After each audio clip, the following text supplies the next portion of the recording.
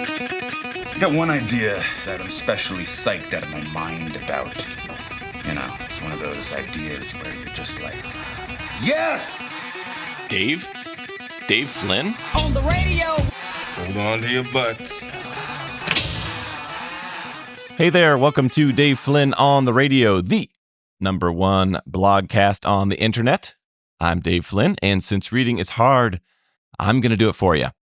Today, we're talking judgment. We're talking decision-making, and we're looking at ways to improve both through the lens of sports and video games, because why would you do it any other way? You know, a few years ago, I was still a working stiff, and my firm was supporting Epic Games, and specifically, Epic Games and their creative islands. This was for Fortnite, and having your battle royale on the same old island would get just a little bit boring. So why not allow people to make their own? Well, as you may have guessed, some of those islands got a little out of hand. They may have broken the terms of service. So my firm was in charge of finding those bad eggs, those bad islands, and shutting them down. And we used something called God mode. Now, God mode is a setting that allows your character to fly high above the map, to see everything. You've got total awareness. You've got total power, like Neo in the Matrix. But in life, what most people strive for is, unfortunately, not God mode, but Konami code. Do you know Konami code from the old video game Contra? The Konami code gives you 30 extra lives to burn through, and burn you would. You'd become more brash, more daring, just a little bit dumber for having all those lives. And when it comes to judgment and decision making, most of us are mashing the controller up, down, left, right, B, A, start, hoping for more lives when we should be striving for that God mode. And this piece, hopefully, will get you a step closer. You can find more stories and essays like this at winwithflynn.com. But if you're ready, I'm ready. Let's jump into the show. All-22. Imagine yourself in a wrestling match. You try to move, it fails. You try another, still no luck. Your heart starts racing. You attempt a risky maneuver, leave yourself exposed. 1, 2, 3, pinned. As you hustle off the mat towards your coach, he shakes his head. You had it, he said. You had it the whole time. But with your head buried in your opponent's ribcage, it was impossible to see. That's wrestling, that's business, that's politics, and that's life. Detaching. When the stakes are high, taking a breath, stepping back, seeing the field is one of the most important skills a person can develop because it leads to better decisions. And better decisions compounded over time are about as close to a superpower as we're going to get. The question is, how the hell do we do it? First person. When first-person perspective arrived in video games, it felt revolutionary. Suddenly, instead of controlling the character, you were the character. You saw what they saw. You felt the speed, the danger, the immersion. It was electric. First person felt like the future. But as games became more complex, more competitive, more tactical, players realized that total immersion came at a cost. You couldn't see what was closing in from behind. You couldn't read the environment. You were in it, but not unlike the wrestling match, being too close can leave you vulnerable. So developers and players stepped the camera back. With a click, you'd rise above and behind the character. Third person over the shoulder. Back far enough to see your direction and high enough to see the environment around you. Close enough still to stay in the moment. But it was incomplete. No problem. We could pull back even further now. Go to full third person. Slide into the map view. Now you can see your position relative to every competitor, every obstacle, and every opportunity. Immersion keeps you in the game. Awareness shows you the field. And strategy requires both. We play out our lives in that first-person mode, but in most pursuits, business, relationships, leadership, health, zooming out, getting to third person, or taking an occasional look at the map is how you avoid getting lost, blindsided, or worse. It's why coaches and mentors exist. The eye in the sky. A smart coach and a capable quarterback can get a lot done from the field. The quarterback is playing first person. The snap, the pocket, the read, the throw, all happening in seconds. His coach, on the sideline, has a slightly wider view, plus a few decades of pattern recognition. That combination works. But in 1934, someone had a better idea. During the NFL championship at the Polo Grounds, Columbia University coach Lou Little, who was moonlighting as the Giants' assistant, climbed high into the stands and got on the phone with the bench below. From up there, he could see defensive alignments no one could see from the sideline. The Giants mounted a major comeback and won the championship 30-13. It was a clever hack, but it took decades and Paul Brown to turn it into a system. Brown is widely considered the father of modern football. He was the first coach to use game film to scout opponents, the first to hire a full-time staff of assistants, the first to call plays from the sideline, and critically, the first to place an assistant coach in the press box to relay information during the game. He built a game film library. He tested players on their knowledge of the playbook. The results were staggering. Cleveland Browns, won 7 league championships. His coaching tree produced Bill Walsh, Don Shula, Chuck Noll, and Weeb Ewbank, 4 Hall of Famers who won a combined 10 Super Bowls. Bill Belichick called him the father of professional football. Today, the practice goes further. When teams review game film, they watch something called All-22. It's a camera view from high above the stadium that captures every player on the field, all 22 of them, simultaneously. It's a view no quarterback or coach ever gets in the moment, and it is humbling. Anyone who has watched Hard Knocks knows what the All-22 does to a room. Plays that felt brilliant in the moment look reckless. Reads that seemed obvious turn out to be a little bit lucky. The film doesn't care about your intentions or your feelings. It just shows you what happened. It's both painful and clarifying in equal measure. What if we had that for our own lives? What would the All-22 of your last difficult conversation reveal? Your last big business deal? That Thanksgiving dinner that went sideways? I've got a few convos I'd like to run back. How about you? The sideline effect. Here's something coaches and athletes have known for a long time. Sometimes, the best thing that can happen to a player is planting their rear end on the bench for a while. A benching, an injury, a forced pause they didn't ask for. It sounds like a punishment, and in the moment, it feels like it too. But many players look back on those periods as turning points. Kurt Warner spent most of his college career at Northern Iowa buried on the depth chart.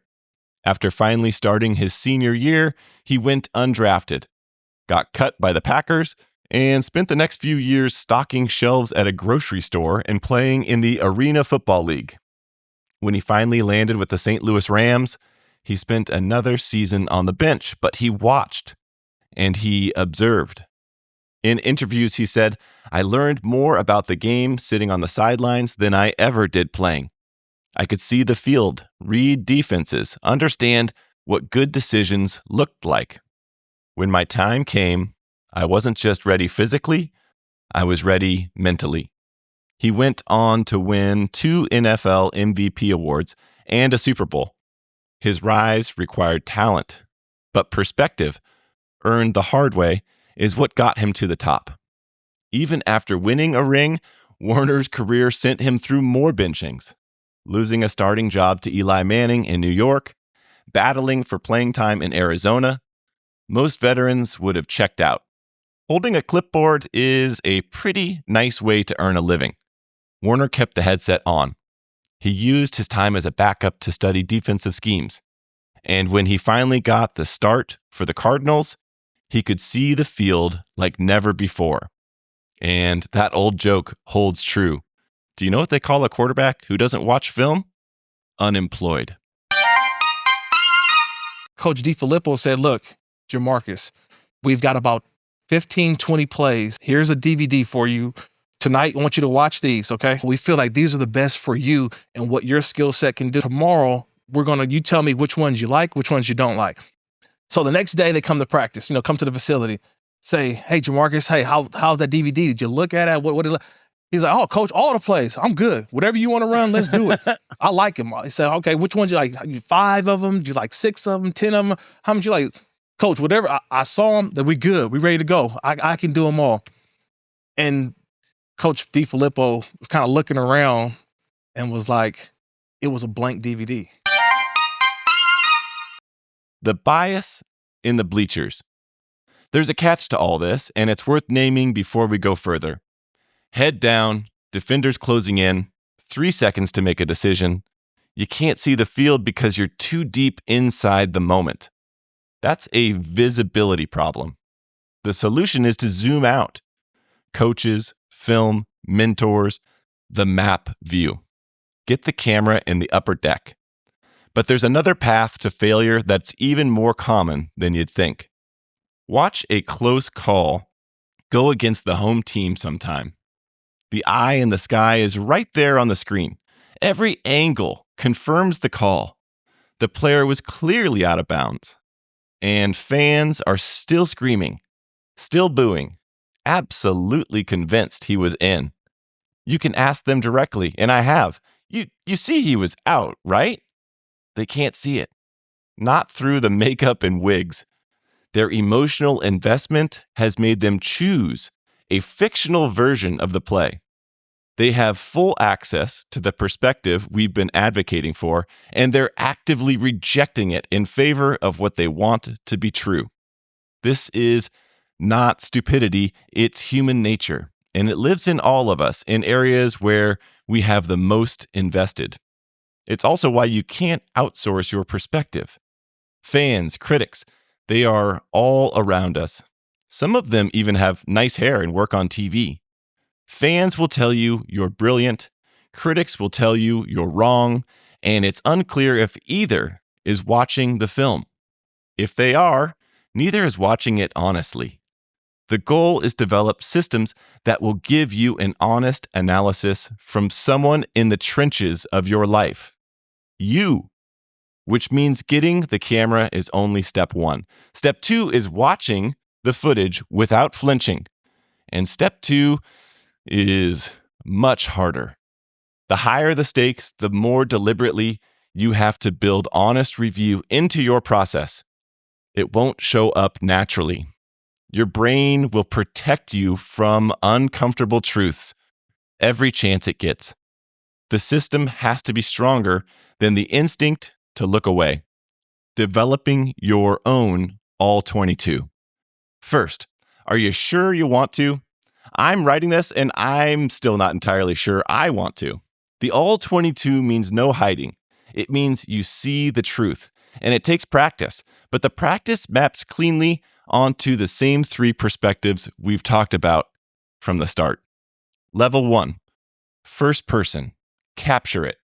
You live in first person, so you're probably aware of the issue at hand.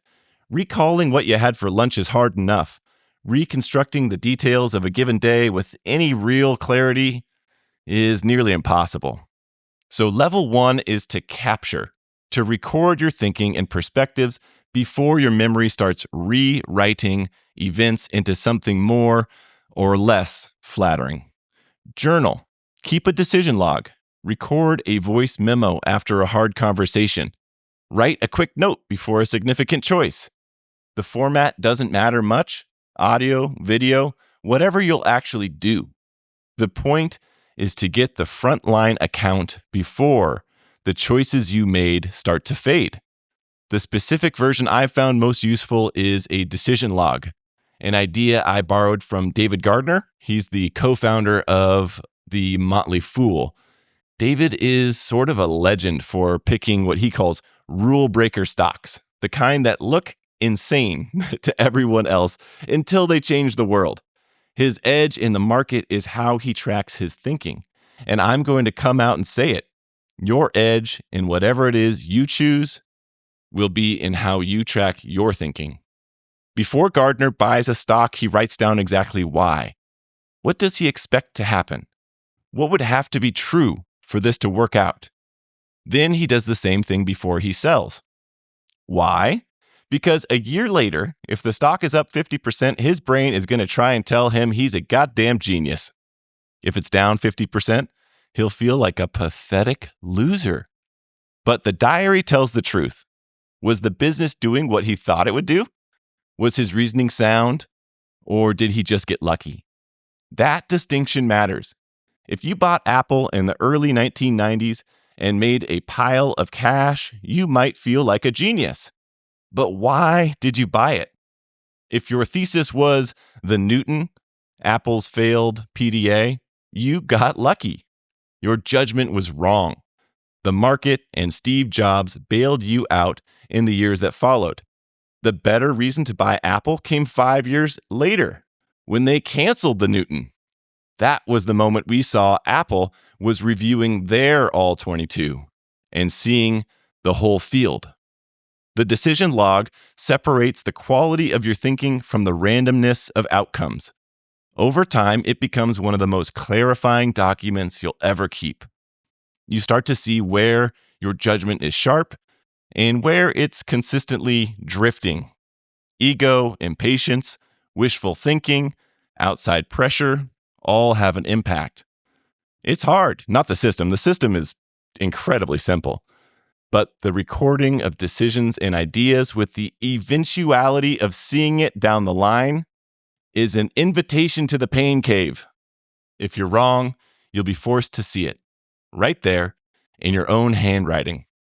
It's uncomfortable, and that's the point. Okay, level 2, over the shoulder. You gotta review it. Recording gets you the raw footage. Review gives you the altitude to learn from it. This is where you step back from the immediate moment and look at what the footage is showing you. Like a coach watching film on a Tuesday, trying to understand what the hell happened with that play and why did we call it. You can set up a schedule, review it once a week, but I don't make that many decisions anymore. What I've found is that reviewing prior decisions when I go to make a new one is the most helpful cadence for me. It's slow, but it's helpful. You got that lucky outcome with Apple after the Newton launch, but now you realize it was luck. And the review taught you something real about leadership and focus. Okay, now it's 1999, and you're deciding whether to buy Microsoft. But Bill Gates is moonlighting as CEO. What he's really doing is defending the company from antitrust violations in Washington, D.C. The founder's focus is not there. So you pass on it, and you buy Amazon instead. Bezos fits the mold, and you ride that judgment into an early retirement. Congrats! The first decision was lucky, but you learned. The second was earned and can be replicated. That's what review can do for you. Apply the same method to your failed relationships, your floundering fitness, or the family members that no longer find their way home for the holidays. Sit with those past decisions long enough for something honest to surface. Patterns will emerge. If everyone in your family is crazy, well, and these shorter review cycles can ensure you catch issues before they escalate. Once or twice a year, zoom all the way out. And there's a tool that makes this dramatically easier as well. It's called a calendar. Your calendar is already a journal. It's a time-stamped record of where you spent your time, who you spent it with, and what's happening in your life on any given week. If you get in the habit of adding brief notes to significant events, not essays, just a line or two. Date night was great. That meeting was a disaster. Felt off all week. You end up with a running log that costs almost nothing to maintain. Then at the end of the year, you open it up and let the patterns do the talking. All your low weeks clustered around a particular project? The calendar shows it. Your best stretches all tied to the same handful of people or activities. It's right there. You can overlay your decision log on top of it, match your best and worst calls to what else was happening in your life, and start to see things you'd never notice in the moment. Think of it like a ship captain's log. Date, location, conditions, morale. You're not writing a novel. You're leaving yourself enough breadcrumbs to find your way back and understand what happened. Look back over the year with those breadcrumbs in hand. What did you intend? And what the hell happened? Where did you consistently fall short and why? Where did you outperform? And what did you keep avoiding? What did that cost you? This is the same thing Lou Little was doing from the upper deck, looking for things you simply cannot see from inside the game. A little distance, a little time, enough altitude to finally see the whole field. Okay, level 3, the map view. Learning from others. Listen, you don't have to make every mistake yourself. This is the highest leverage level and the most underused. Other people have already played this game, I promise you. They've made the mistakes, identified the patterns, developed the frameworks. Their experience is available to you in the form of mentors and coaches and books. And yes, blogs. A good mentor provides the one thing you genuinely cannot manufacture on your own: an honest outside view from a trusted source. They see patterns in your behavior that you're too close to notice. And if they're worth anything, they'll tell you what they see, not what you want to hear. Finding someone whose perspective you trust, giving them real permission to be honest with you, and then actually listening, that's one of the highest ROI investments you can make, and your judgment will improve dramatically. Books do a version of this at scale. A book is someone's attempt to share their All-22, the patterns they've found, the mistakes they've made, the frameworks that held up. Reading widely, especially outside your own field, expands your map without having to earn every data point. And sometimes fiction is the most revealing. Is Jurassic Park just about dinosaurs? Of course not. It's about ambition and greed and control and foolishness. Sounds like a learning opportunity to me. Blogs, conversations, and experiences can expand your perspective and awareness, getting you a touch closer to that All-22. Your All-22. So, what will you do with your All-22? I'll tell you what I did with mine. A few years back, I gave a talk to about 20 salespeople, colleagues.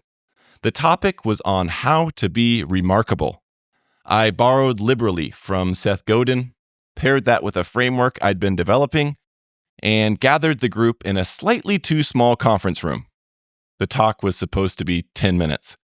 I rambled for 20, maybe 25, and because I hadn't given many of these talks and wanted to improve, I borrowed another idea, an idea I heard from the comedy world. I recorded the whole thing. Many comedians will set a recorder on their stool before they start their set. They can listen back and workshop their material.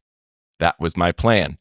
And now I had it. I had my All-22. I could play it back and hold it up against the version I had in my head and improve and grow and really knock their socks off the next time. And then I never listened to it. Not even once. Okay, I started to listen once and got that terrible sinking feeling as my voice came over the airwaves. It's actually the same feeling I get every Monday at 8:30 a.m. I told myself I'd get to it, but I never did. Because if I listened, I'd know the truth. I'd know exactly where I fell short. I'd face the awkward pauses, the painful mispronunciations, the jokes that landed like wet turds, and the cringy, mixed metaphors. But sometimes you just need to take the bull by the hand, you know what I mean? If that recording sat in my voice memos, I could maintain the comfortable story that, yeah, I think it went pretty well. This is why people don't watch their own film. Changing what you think is too painful. Josh Allen sits in a room with his coaches, with his fellow quarterbacks, with HBO cameras rolling, and he watches every throw, every read, every decision, the good, the bad, and the ugly, out in the open. No hiding, no comforting stories. The result? An under-recruited high school player, a small school kid with a cannon arm, but question marks, became an MVP. One of the best quarterbacks in the league, still improving today, I'd say. The film didn't make him better by itself, but his willingness to face the film did. The payoff. Better perspective doesn't just make you more self-aware in a vague personal development sense. It makes you a better decision maker in a concrete, measurable way. You start to see where confidence is earned.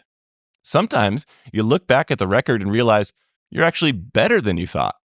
You review the decisions, see the patterns, and discover that your instincts in a particular area have been quietly, consistently right. Excellent. The data tells you where to trust yourself and where to stop second guessing. The All-22 builds both humility and confidence. That combination, conviction and humility, is pretty rare, and it compounds. The camera is available to you. The question is whether you're willing to turn it on and brave enough to watch. Do it to improve your thinking and your outcomes, or just to avoid unnecessary pain. But find a way to see the whole field. There we have it. That's the pod. Thank you for listening. If you like what you hear, please share it with a friend. Give it a thumbs up. And if you've got a few extra seconds, give it a 5-star review on Apple or Spotify or wherever you are listening. The engagement will make you feel so good, and it'll help other people find the show. Thanks again for tuning in, and we'll see you next week. All right, there you go, America. I love you. I'm proud of you. I mean it. We gotta go. This is great.